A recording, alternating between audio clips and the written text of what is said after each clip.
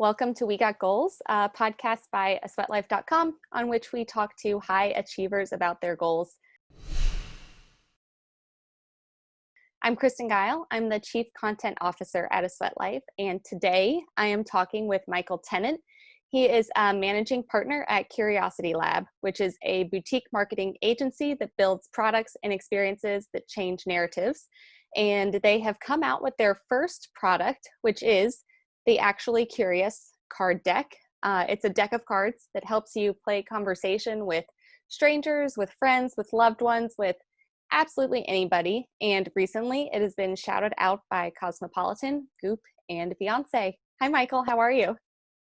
Hey, Kristen. I'm great. Did I get everything in your intro? You crushed it. You really did your research ahead of time and surmised probably better than I would have. Well, I'm going to ask you to do a little bit more work because I feel like when I say boutique marketing agency that provides, experiences that change narratives, people need to know a little bit more about what that means and what that entails. So why don't you tell us a little bit more about yourself, about how Curiosity Lab came to be, and then where Actually Curious, the card deck, came from all of that. Of course, I start with cardinal sin number one, which is not being connected to the best possible Wi-Fi. So now that we've gotten that out of the way. You're good. Michael Tennant, I am born and raised in Brooklyn, New York native. I think is a very important part of my kind of hustle and creativity and reinvention. I started my career here in New York at Viacom MTV, where I had sort of seminal experiences working with really talented young creatives as a project manager and learning to be a partner to great creative partners. Then I moved over to Vice, where I kind of started to really expand my entrepreneurial or intrapreneurial side, because I was already doing some side ventures, which we don't need to go into now, but at Vice is where I really learned how to be in a big organization and then a small organization, but to build new products within an organization. I helped them start their first ad network, which was an early strategic move to grow Vice's scale. And then I was a part of early, just super scrappy pitch teams that won sponsorship investments from brands like Intel and Dell. So it was like a fundamental, foundational part of my career, and thinking about how partners come together to fill a demand with consumers. And I went over and spent the next 7 years on the brand side of the business, brokering similar partnerships for brands like Procter & Gamble's, CoverGirl, or Gillette, or even Bounty, and eventually rising to be the head of the department at an agency representing brands like Delta and Volkswagen and Google, and doing strategic partnerships that helped their brands connect with the audiences of another brand or IP holder to grow and to create authentic relationships. Well, I, in 2017, started to lean a lot more into my own personal values. I started to become more introspective. I wanted to work on projects that were low on the vanity and high on the substance. And at that point, this was pretty early in the purpose marketing realm.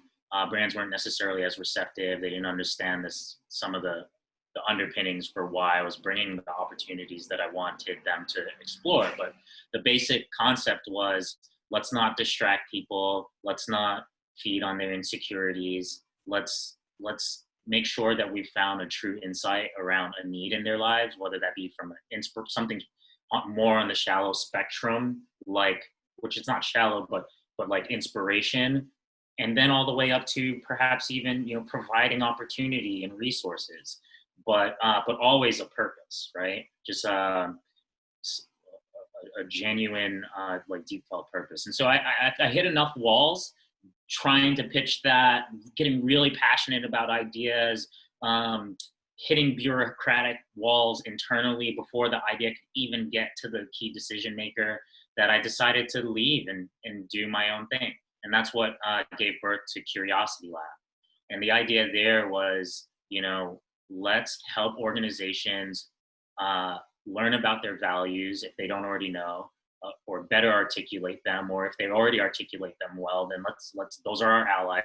Let's gang together on shared missions and create meaningful work, whether that be content, whether that be experiences, whether that be even just something we haven't even dreamt of, but the strategy is always underpinned by delivering a true authentic value to someone's life. Can you, So I'm going to yeah. interrupt you real quick. I have a question. Can you, is there a campaign that you've done with Curiosity Labs with one of your clients that has really like meant a lot to you, or one that like just really made you feel super proud? Yeah, I mean, this is almost, it feels like a cheat, but most of the projects, pretty much all of the projects, I felt really proud about. That's great.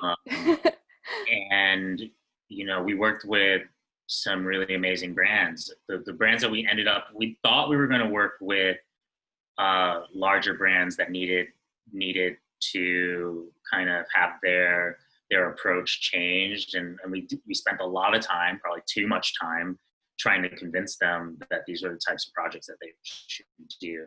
But where we really hit traction were with brands that were already pretty values aligned, like Oatly, the oat milk brand, or Sweet Green is a brand we worked with. Among the larger ones, Zico coconut water, which was a part of Coca-Cola. You familiar? I am. Yep. We did a really cool project for them in which they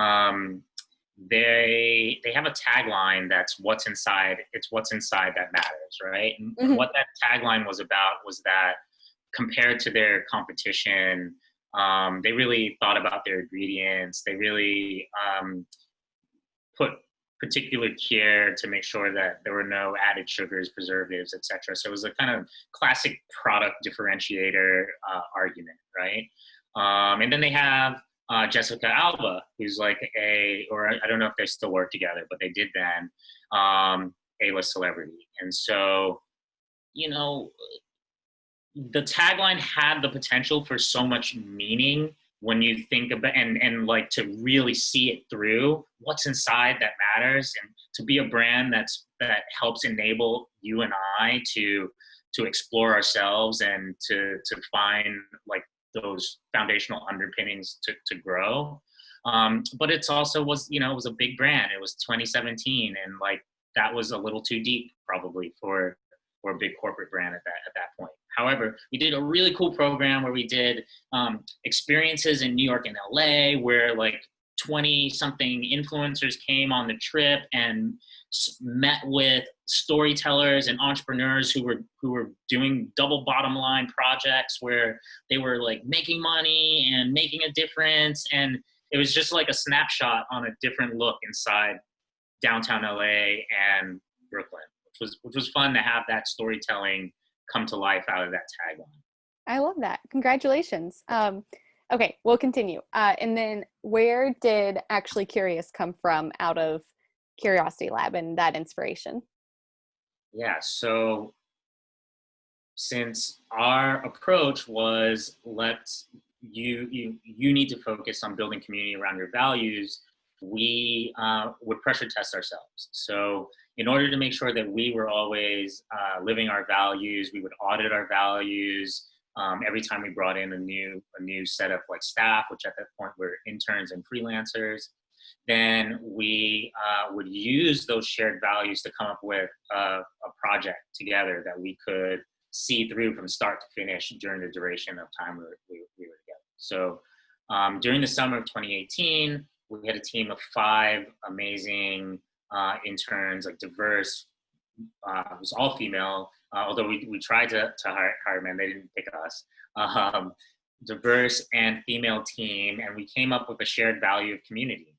And we came up with what is in marketing is called a SMART goal, specific, measurable, actionable, relevant, and time-based. because I wanted to teach through action, not through just you know, I hated having these internships that were very shallow. You know, Yeah. you didn't really get to do anything, or what you did gets just filed into a folder. It's not really real. So you know, we looked ahead and we saw the midterm elections at the end of the summer, and we decided that the value we were going to activate was community, and we were going to try to tackle a problem of divisiveness in this country. And so we came up with like a 360 program. We did an experiential element, which was almost like Museum of Ice Cream or Museum of Sex meets political organizing, which was really cool.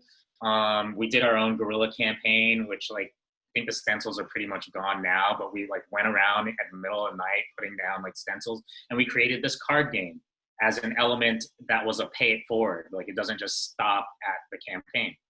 So we created Actually Curious. We made 100 packs. We gave 100 or 50 away to you know, like influencers with platforms like yourself, and then we we put 50 up for sale on the .com and spent the whole night like putting up wild postings all over the city in strategic locations, and like all 50 of them sold out in like less than a week, you know. And that was the first time we ever made an e-commerce website, so we were like, man, we're on to something. Like people need this, you know. So that's kind of how Actually Curious came to birth. I love it. And I just received my pack yesterday from our friend Morgan. And the one that I have is the Curiosity pack. Am I naming it correctly? It's got the 4 different colors that are like 4 different levels of intimacy, maybe is the right word for that. Hi. So if it's okay with you, I'd like to pick a blue card that we can pull and discuss. So for your audience, blue is the lightest level. Yes. These are, you know, I often say these are questions that should be easy to ask a stranger to kind of just get you warmed up. Yes, perfect, which is great for the beginning of a podcast. So am I answering, or are we both answering? You're the game master, so you have to tell me the. So what I'm going to do is I'm going to fan out my cards, and I'm going to put my finger over them. You're going to tell me when to stop. I'll pull a card, I'll ask it, and we'll both answer. How about that? Ready? I like your style. All right. Tell me when to stop. Okay. Wait, those are all blue? Yes. Okay. Stop. All right. Got it. And the question is, think of the 3 people you spend the most time with. What do they all have in common? All right. Me first or you?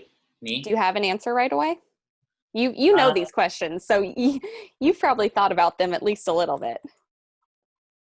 Oh man, the 3 people I spend the most time with are Caroline, my partner and art director, my parents, but I'm gonna count them as one. And these days, honestly, my Your plants. Is that what you're about to say? I was gonna say my publicist. Yeah. Yeah, I mean, this has been like really, really hyper-focused grind mode time for me. It's like kind of seize the opportunity, and but in such a lovely way that I look forward to. And all those people just are really like people I can rely on, who are supporting in some way my dreams. Yeah. How about you?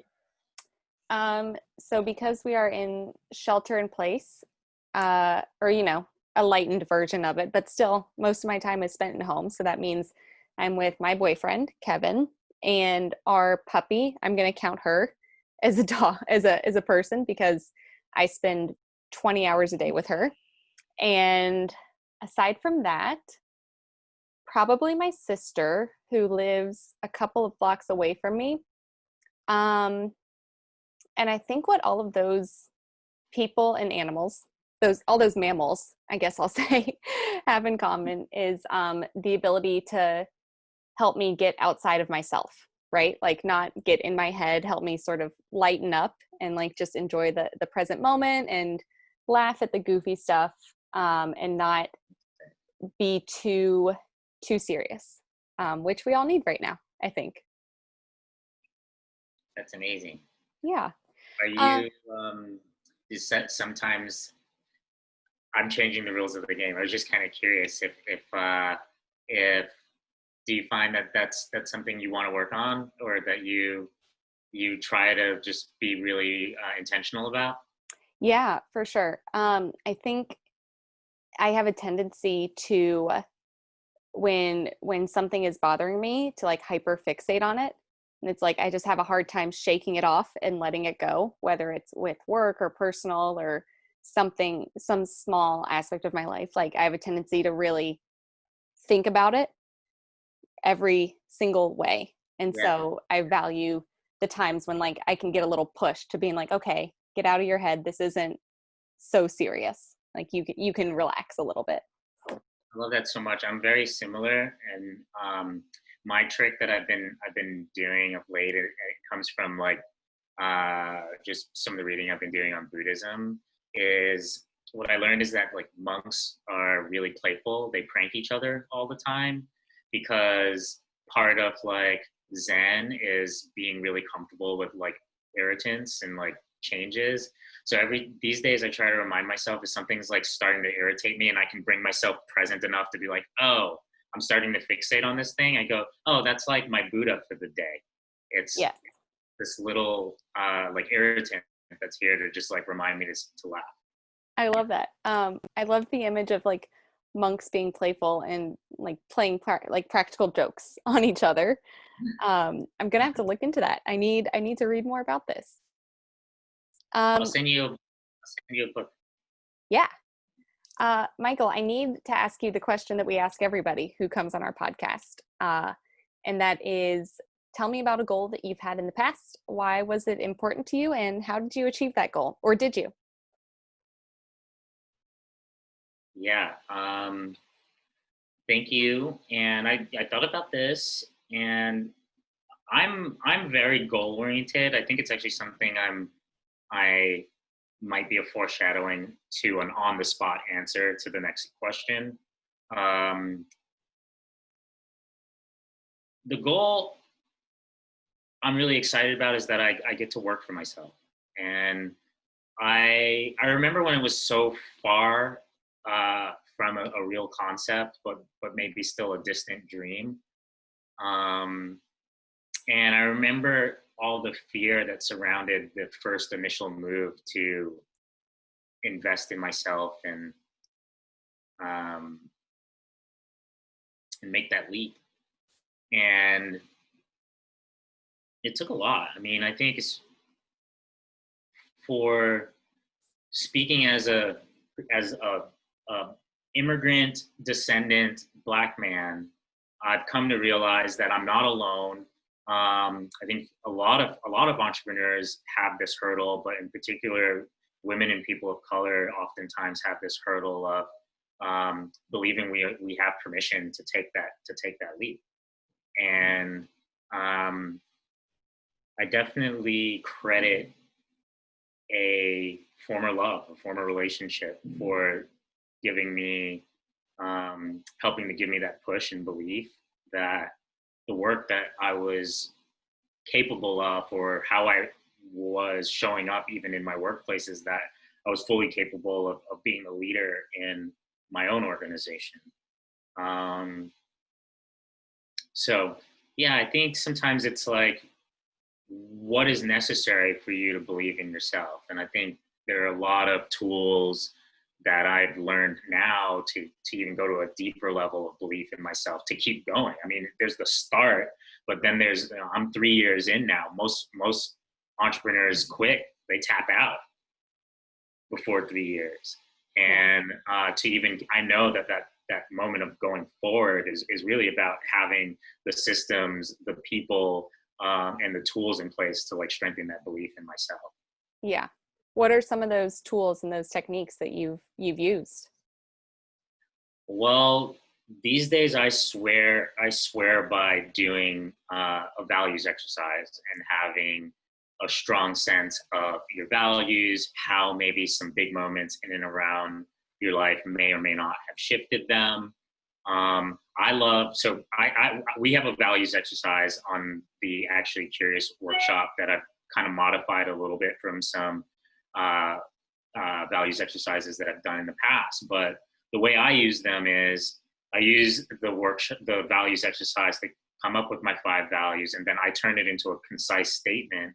And it's almost like a mantra for me in the mornings, or if I'm facing something that I can feel viscerally is just like doesn't necessarily feel right. I can evaluate it through my mission statement, and it allows me to make quick decisions.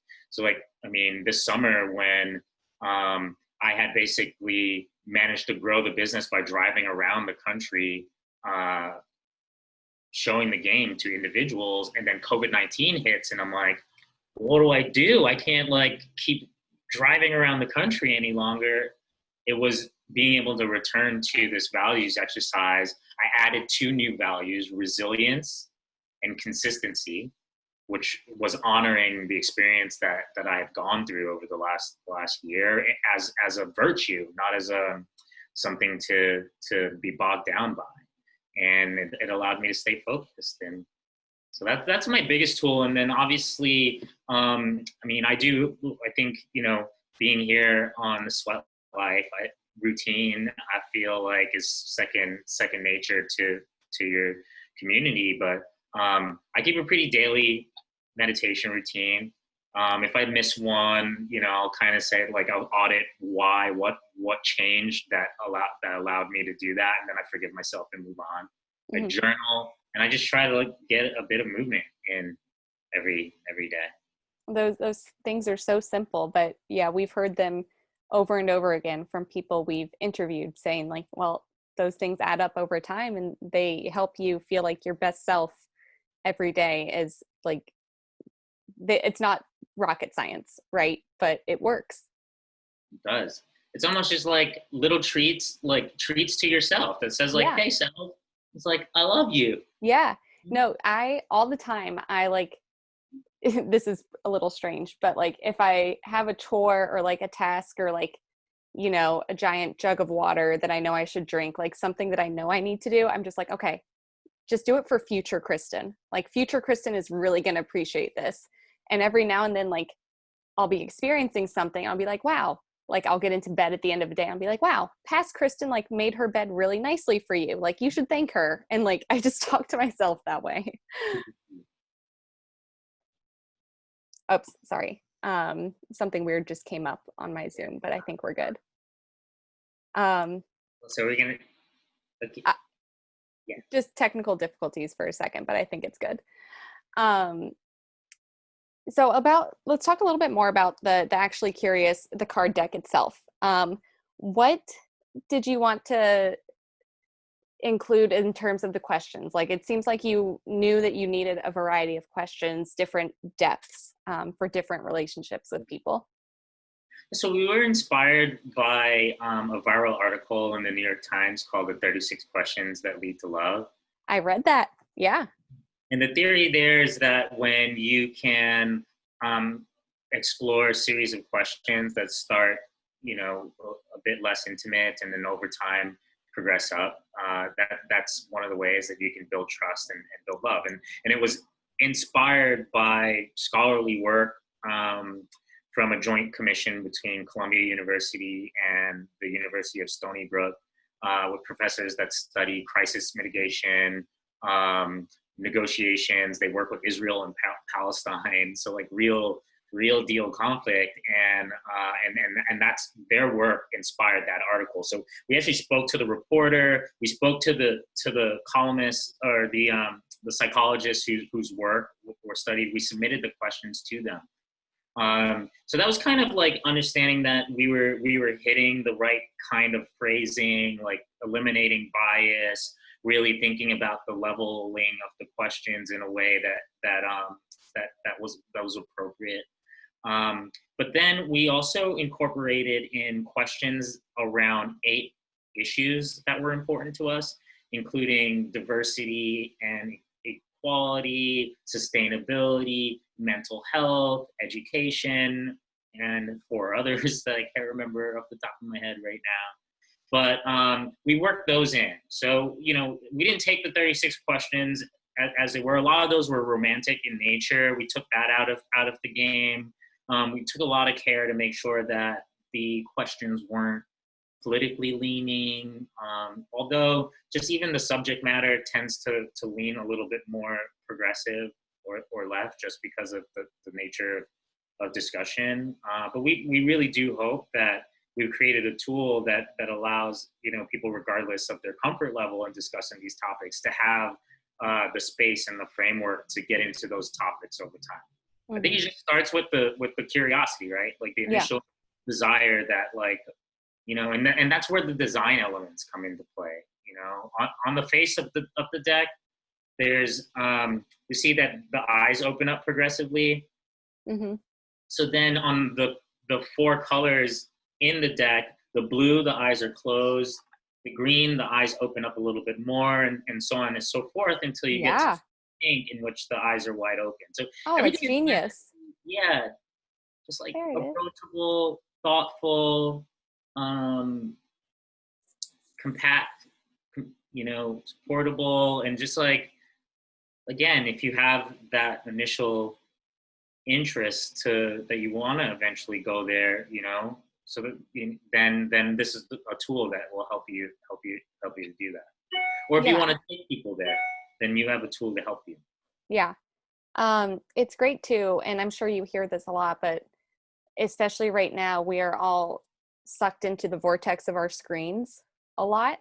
Like that is often the default whenever you're in a room with no clear activity, and this is a really nice way to substitute for that, and give your downtime a little bit of a purpose without feeling like it's a chore. And it's not like you have to sit down and do this for an hour straight, right? Like you can pull one card with dinner every day with your roommate or your partner, whoever, and deepen that bond just a little bit more with 10 minutes of conversation. Totally. I definitely know couples who keep it by their bed, and they'll ask each other like one question at night. That's awesome. There's so many different applications. Like, I haven't gotten to do this, but I am looking for a partner. Maybe there's somewhere out there in your audience to do just do some content or at least some visuals with me, but to do a hosted event where you set up some beautiful place setting, and you kind of put the cards out around and use it as a way to break the ice, but also to add a really nice design touch to your setting. Yeah.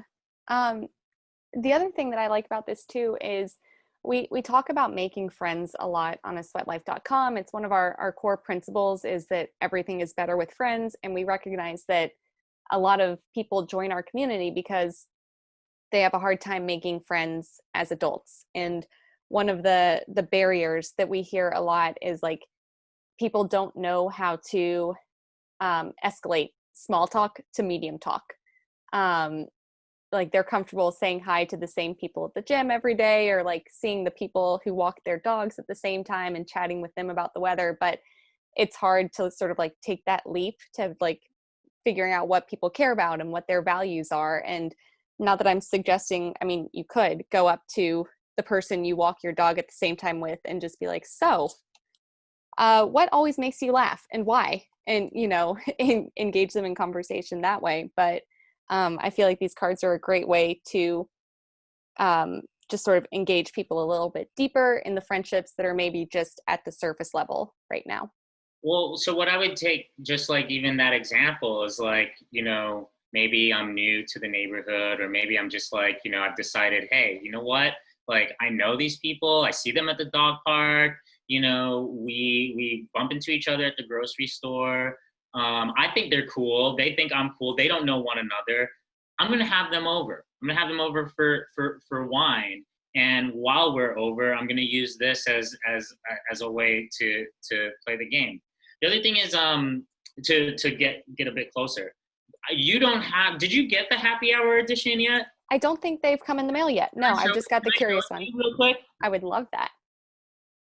Pause for dramatic effect while Michael leaves the frame. Oh, This pretty. is the happy hour edition, and basically the questions are all they're 52, all one level, and it's basically lighter than any of the questions that are in that deck. And I feel like the situation that you just described, like, I mean, I was a pretty introverted person. I am a pretty introverted person. I'm pretty good one on one or with people I know, but I'm not normally. I hadn't been the type of person to go. I always envied people who could just go into the dog park and like make friends all of a sudden. I'd just be playing with my own dog, you know. Your But like dog would be perfect, but that's another story. creating this game and also going around the country and playing, it's like the types of questions that are in here that just come up in my mind now that are just a little more thoughtful but also not necessarily so confronting. So we've all had both. Describe your best or worst date ever. That one's a little hot seat, a little bit of a hot No, seat. that's a good one. What's up with the dating questions? Think of 3 people you've dated. What do they all have in common? I can answer the worst date one. Okay. Um, I and we'll make this short because I'm working. We have a job to do, Michael. But Okay.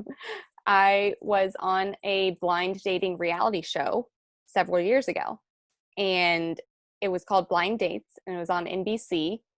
And the guy that they set me up with was totally fine, but I did not see a future with him. And I guess it wasn't the actual date that was awful, although there were some cringy moments on the date. But afterwards, he was really mean to me. Like, I told him I didn't want to see him anymore, and he called me very bad words. So, worst date, worst Um, after date. Yeah, I Um, mean, I like the date doesn't just stop at the date. There's like no, a halo effect. no, or the opposite of that.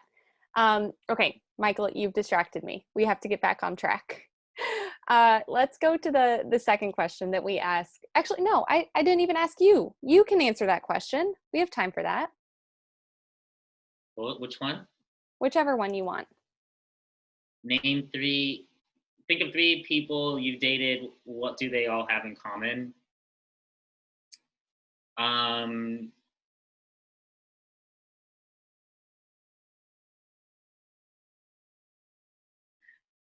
I guess in the past I used to date, and I didn't realize this, but I dated really extroverted women, and I think it's because I just really admired that aspect. But then I've now since decided that I can't keep up, Yeah. and I often feel guilty, and Yep. then it's like a perpetual cycle. So it's a good. It was this was a good question for me to learn how to optimize towards what was going to work for me longer term. Yes.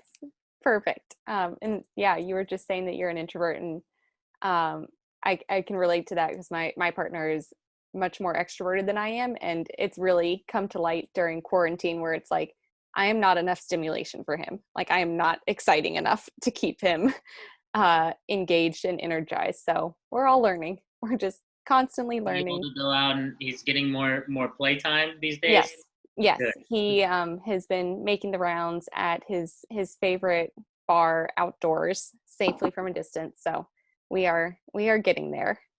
Okay, back to my questions. What? You know what? I do this all the time, by the I way. know. Okay, so the second question we ask everyone who comes on We Got Goals is, what is a big goal you have for the future? Why is it important to you? And what's your plan for getting there? Well, I have a really ginormous goal of putting putting my holding company in place to raise quite a bit of money next summer.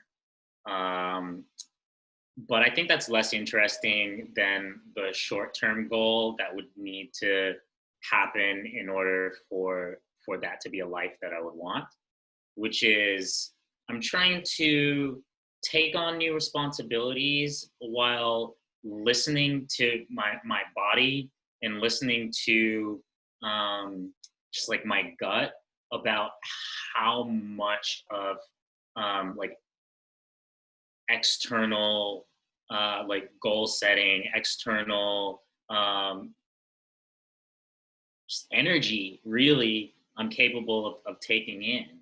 Of course, you always need to work with people, but and collaborate, and that's part of what empathy is about. But when I'm being empathetic with myself, the more you get involved into like investments or large companies with the way that they value progress, it's gonna hit moments of incongruence with what makes me happy. Hmm. So my biggest goal right now is to grow, but to grow in a way that I can feel happy, Then that honors who you are. honors who I am. Yeah, that's really interesting. And I feel like our founder of A Sweat Life, Gina, could probably relate to that because she's definitely she comes off as very extroverted until you know her, and then she is awesome at like being on and like needing. Gina, I hope I'm not blowing your spot up if you're listening to this in the future. But she's awesome at being on and like giving everything 110% when it's for the business or when it's for someone she cares about. But she has always said like she needs a full day afterwards to like just be in a quiet room. And yeah, you're looking like you agree. Totally. I mean, so I wake up really early, and when I wake up, I shoot, like, I want to shoot out like a cannon, right? I meditate and I'm like, okay, I've got my to do. And I'm like, and I'm cranking till like 3:30. So like from 5 to 3:30, like if you're close in my world, you kind of like, you want to have a casual conversation at 7. By that time, I'm already like 2 hours in. So it's hard for me to have like a slowed down casual conversation early. So, but then around 4, I get tired. And like now I can take naps. I can take like a meditation, and then like I take the meditation and I kind of go down into like a little nap. And then I can do that. I don't know that you can do that when you have like investors and you have staff and you have, um, you know, other people's energies. Yeah, yeah. I mean, we've talked about this several times, and I know we'll talk about it more in the future about how this time has been maybe an opportunity to slow down and reset and listen to your particular body's needs. And like, I'll raise my hand right with you. I've definitely in the past week taken a 20-minute nap at 12:30 just because like I know I needed to. And like, I'm trying to be better about like honoring that and not feeling guilty and being like, you know what, how is this any different than if I was in an office and I left for an hour to go get lunch? Like, I'm recharging and I'm going to be a better person because of that. And I guess that is a silver lining to all of this. Yes, for sure. Yeah. Michael, it has been so nice to talk to you. I am so looking forward to it. I'm taking these cards with me. It's Labor Day weekend for future listeners when we are recording this. So I'm going to take the cards with me to my weekend plan so that we can have a game of conversation to play. So Michael, why don't you tell our listeners where they can find out more about the Curiosity Lab and where they can buy actually curious cards for themselves? Sure. Well, I think our primary destination these days is Actually Curious, www.actuallycurious.com. We do our most regular communication channel is Instagram, where we're publishing pretty much daily. We just released a curated list of amazing Black-owned businesses that I would love for your listeners to take a look at that list. And we can share that in the show notes too. Amazing. And to really consider buying early, often, and always. Yep. But I was blown away. There's some real amazing talent out there. And a really small thing that you can do individually to kind of help this movement is to spend some of your dollars with some of these amazing creators. And to also, not even on a sympathy level in any way, but just to honor that it actually like is a bit more of a hurdle for them to have gotten where they are. And so when you're buying that, know that you're also buying like hard work and perseverance and resilience and consistency. Yeah. But yeah, check us out on actuallycurious.com. You can follow us Curiosity Lab as well. It's Curiosity with the U in curious. It's an underscore instead of But if you Google any of those things, you'll find us, or you put it in your search. And like I said, we'll share this in the show notes too, because it's always easier to have people click something than type it in. So we'll make sure everyone has all of the resources. Thank you so much for having me. This was so much fun. I feel like way too little time. I was ready to start going back and forth on these questions with you. Yeah, I need to, maybe we'll do a what they call a bonus episode here in the biz, where it's just us talking back and forth. I feel the same way. It was so much fun to talk to you, and I'm now very invested in the health of your plants that are to the right of you.